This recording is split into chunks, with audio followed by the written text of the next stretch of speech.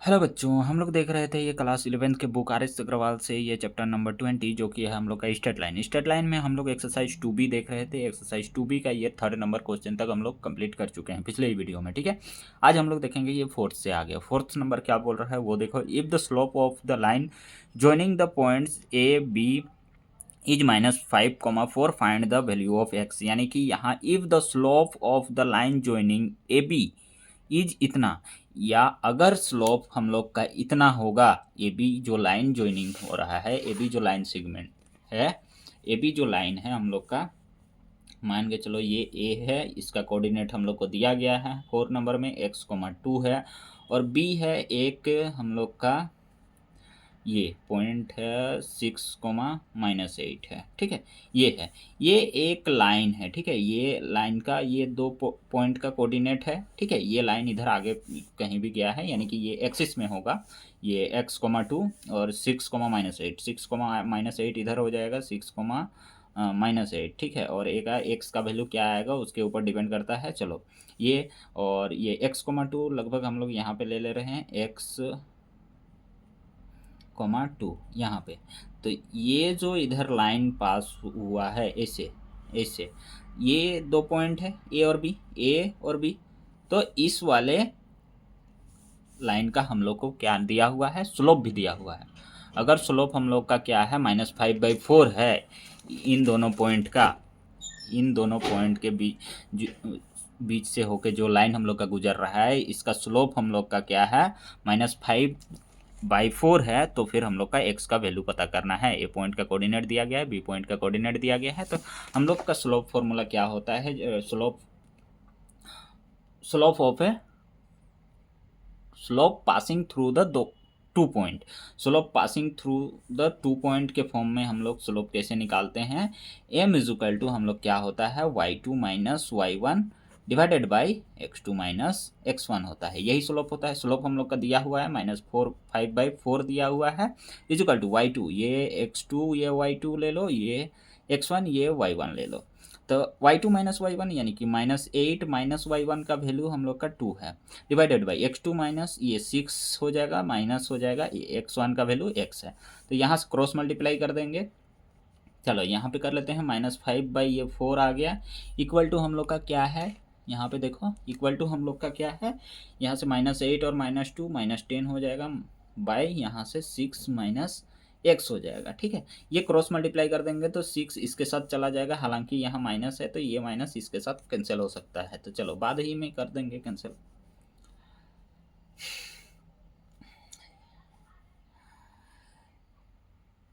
यहाँ से कैंसिल कर दे रहे हैं, चलो सुविधा होगा। ये इस 5 इंटू ये 6 30 माइनस ये 5x हो जाएगा, इक्वल टू हो जाएगा, ये क्रॉस मल्टीप्लाई कर दिए तो ये 40 हो गया ना, ये क्रॉस मल्टीप्लाई कर दिए तो ये 40 हो गया।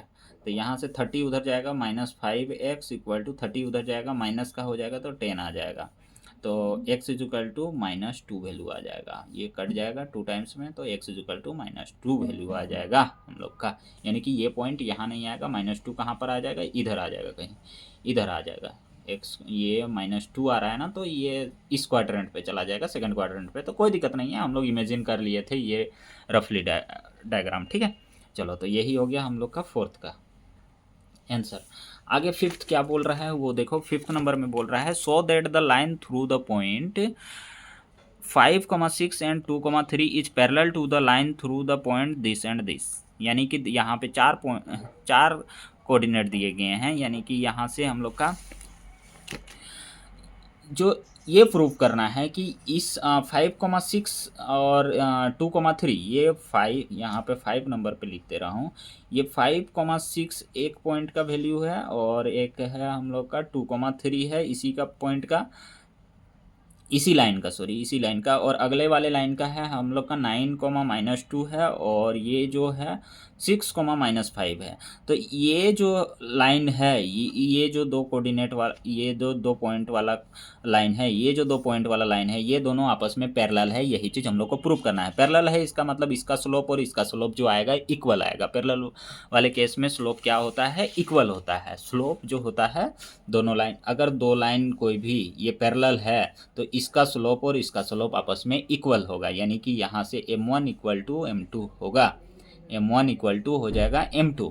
तो यहाँ से इसका m1 निकालते हैं, m1 इज इक्वल टू क्या हो जाएगा, x2 माइनस x1, ये x2 sorry y2 minus y1, ये x1 y1, y2 minus y1, y2 minus y1, ये फॉर्मूला में ही पुट कर देंगे,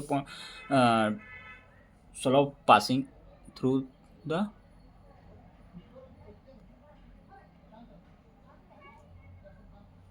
चलो यहाँ से y2 माइनस y1 करेंगे तो y2 क्या है 3 माइनस ये 6, 3 minus 6 by x2 minus x1, x2 minus x1 ये 2 माइनस 5। m1 का वैल्यू क्या आ रहा है देखो, यहाँ से -3 बाई यहाँ से ये भी -3 दे रहा है, ठीक है। तो ये आ गया हम लोग का m1 का वैल्यू 331, ये m1 का वैल्यू जो आया वो 1 आया। m2 इज इक्वल टू क्या आता है वो देख देते हैं, इसको x2 y2 ले लो, इसको x1 y1 ले लो। m का वैल्यू क्या होता है हम लोग का y2 माइनस y1, y2 ये है और ये y1 है, -5 माइनस और ये +2 हो जाएगा, ठीक है। बाई में हो जाएगा ये 6 माइनस 9, 6 माइनस ये 9 हो जाएगा, ठीक है। यहाँ से आया -3 और यहाँ से भी आया -3, तो माइनस माइनस कैंसिल, ये 3 3 1। तो m2 का भी वैल्यू आया हम लोग का 1, तो m1 इज इक्वल टू हम लोग का आया m2। इसीलिए हम लोग बोल सकते हैं कि जो लाइन है वो पैरेलल है, इसीलिए जो बोलेंगे हम लोग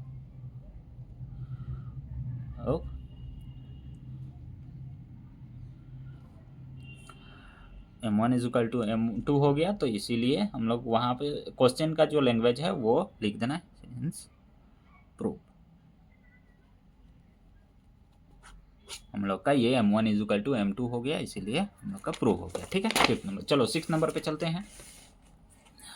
6th number, find the value, यहाँ पे क्या बोला है 6th नंबर में, find the value of x so that the line through this and this is parallel to the line through this and this. यानी कि एक जो लाइन है इस पॉइंट से होके और इस पॉइंट से होके गुजर रहा है, और दूसरा जो लाइन है इस पॉइंट से होके और इस पॉइंट से होके गुजर रहा है, और ये जो दोनों हैं वो आपस में पैरेलल हैं। तो इसके केस में हम लोग का यहाँ जो x है उसका वैल्यू निकालना है। तो यहाँ भी दोनों का जो स्लोप होगा वो इक्वल होगा, यानी कि दो लाइन जो हैं आपस में इक्वल हैं। इन दोनों पॉइंट, इसका भी लाइन का 2 पॉइंट का कोऑर्डिनेट दिया गया है और इसका भी 2 पॉइंट का कोऑर्डिनेट दिया गया है।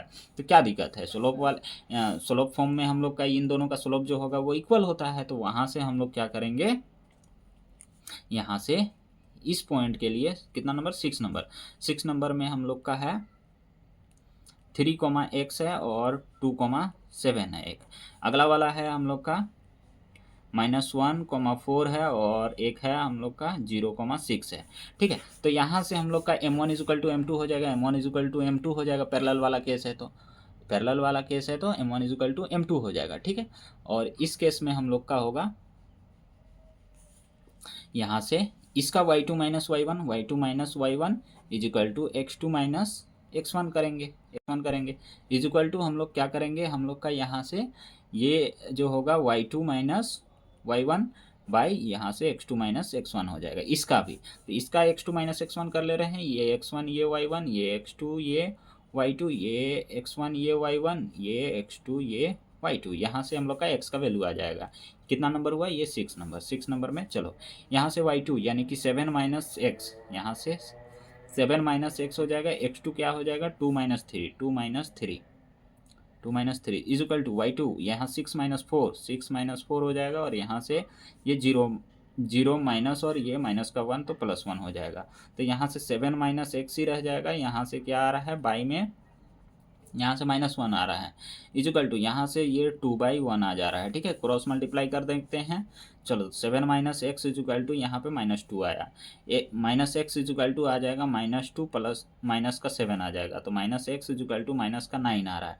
ये कैंसिल हो गया, तो x का जो वैल्यू आया वो 9 आ गया, x का जो वैल्यू आया वो क्या आया 9 आ गया, ठीक है।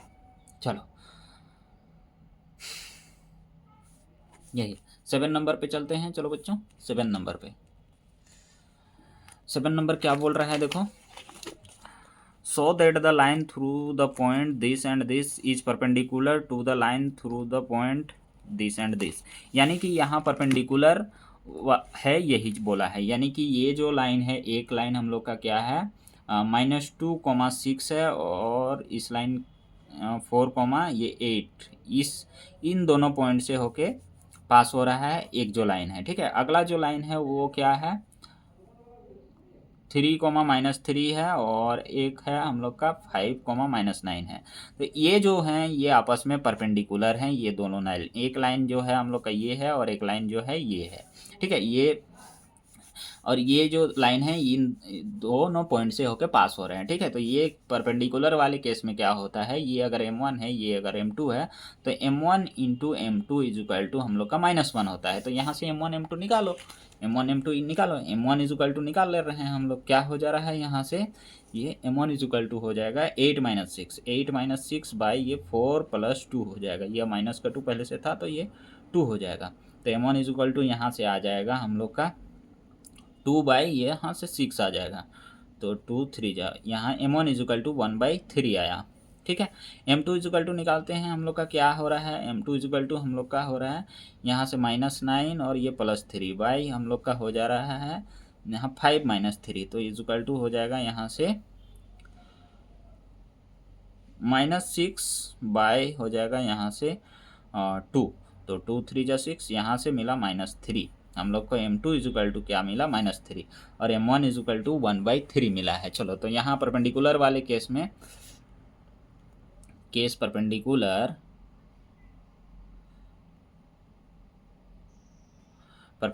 वाले केस में क्या होता है, हम लोग का m1 into m2 is equal to होता है -1, तो 1/3 आया है इंटू -3 इज इक्वल टू -1, तो यहाँ से 3 3 जा 1, -1 इज इक्वल टू -1, हेंस इसीलिए ये जो है आपस में हेंस प्रूव, ये जो हो गया आपस में परपेंडिकुलर थे, ठीक है।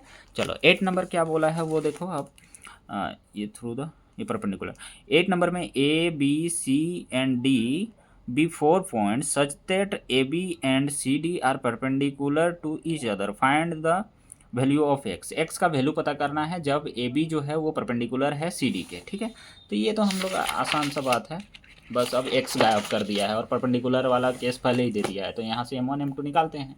ए बी ये है, तो ए बी के लिए हम लोग का 8 नंबर है, ए बी के लिए हम लोग का जो निकलेगा, क्या निकलेगा, ए इज इक्वल टू हम लोग का दिया गया है 2, -5 दिया गया है, बी इज इक्वल टू हम लोग का दिया गया है -2, ये 5 दिया गया है, सी इज इक्वल टू हम लोग का दिया गया है x, 3 दिया गया है, डी इज इक्वल टू 1, 1 दिया गया है, ठीक है। ए बी के केस में हम लोग का m1 निकाल ले रहे हैं, m1 इज इक्वल टू हम लोग का निकलेगा 5 + 5 by -2 is equal to m1 is equal to 10 by -4 आ रहा है, 2 2 जा 4, 2 5 जा, यहाँ पे -5/2 आया m1 इज इक्वल टू, ठीक है। m1 इज इक्वल टू 5/2 आया, m2 इज इक्वल टू क्या आया हम लोग का वो देखते हैं, यहाँ पे आ जाएगा 1-3/1 - x आ जाएगा, इक्वल टू यहाँ से 1 - 3 -2/1 - x आया, m2 इज इक्वल टू ये आया। परपेंडिकुलर वाला केस है, ये दोनों सी डी हम लोग अकॉर्डिंग टू क्वेश्चन क्या बोला था कि ये जो है आपस में परपेंडिकुलर हैं, A B according to question A B जो है परपेंडिकुलर सी डी है, ठीक है, ए बी परपेंडिकुलर है, ठीक है।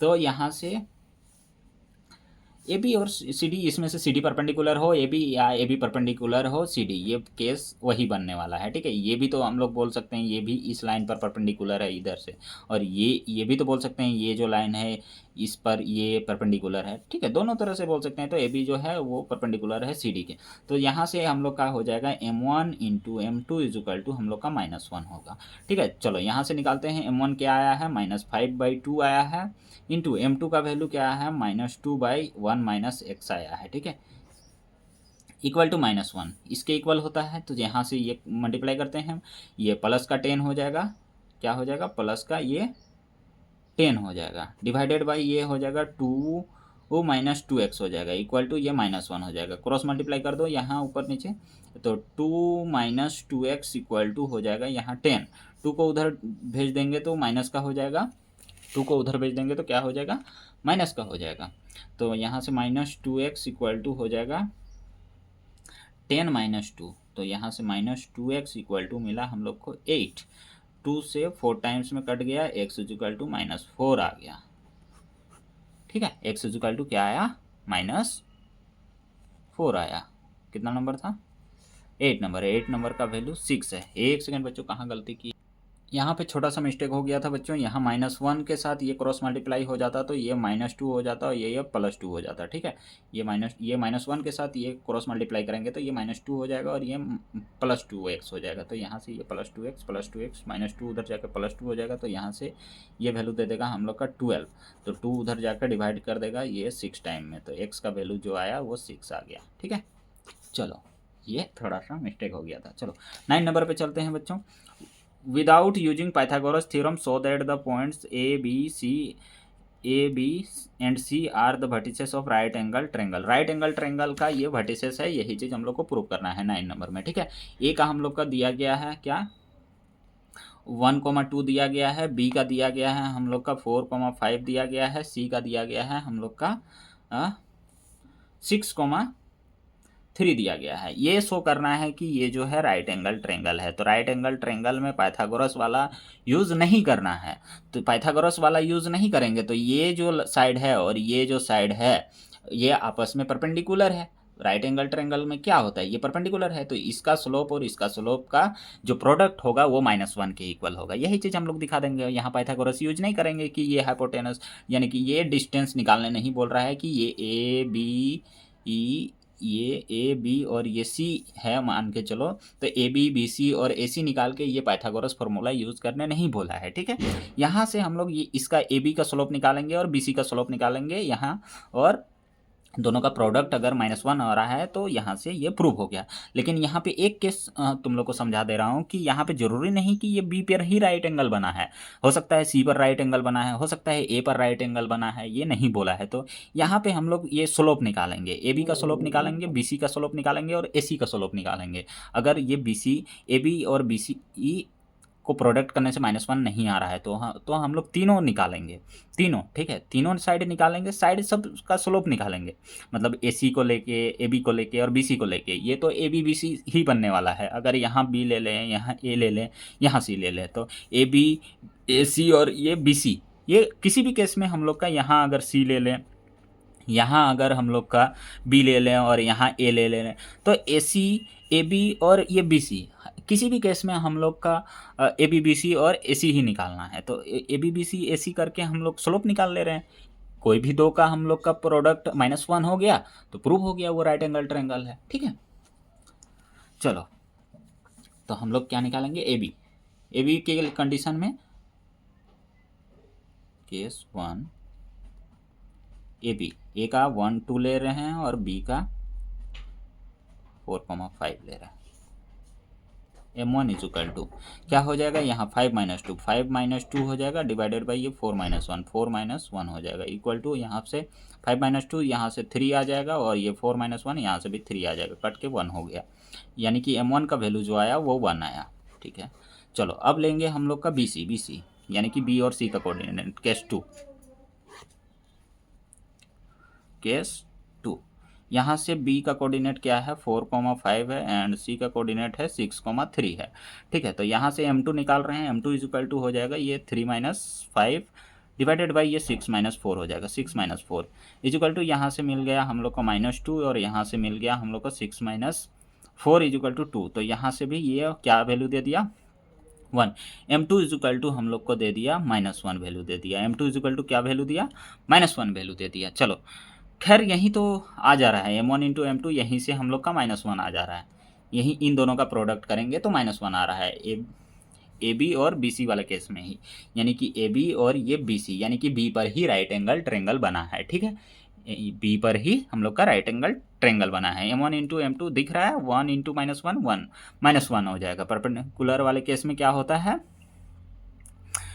m1 into m2 equal to -1। तो यहाँ m1 1 इंटू -1 इक्वल टू -1, तो यहाँ से आ गया -1 इक्वल टू -1, हिंस इसीलिए प्रूव हो गया, हिंस प्रूव हो गया, ठीक है, कि ये राइट एंगल ट्रायंगल है।